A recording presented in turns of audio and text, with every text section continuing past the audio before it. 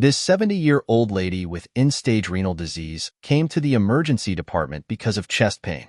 She had missed her regular hemodialysis appointment for more than 3 days. A 12-lead ECG was obtained as shown below. What is your diagnosis? Yes, the diagnosis is hyperkalemia.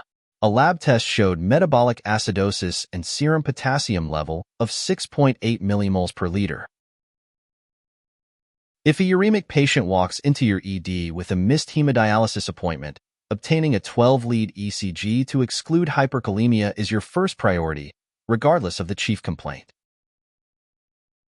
ECG changes of hyperkalemia include peak T waves, P wave widening or flattening, PR prolongation, severe bradycardia, high-grade AV block, slow junctional or ventricular escape rhythms, slow atrial fibrillation, QRS widening, sine wave pattern, ventricular fibrillation, or asystole.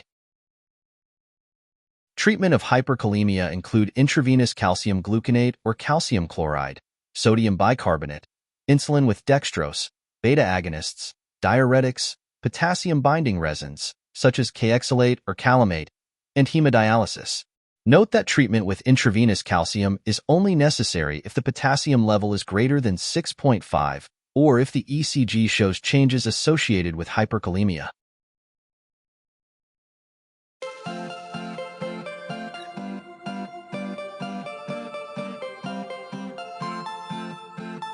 Thank you for watching.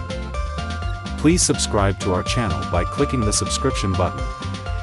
If you have any questions, feel free to leave a comment below in the comments section.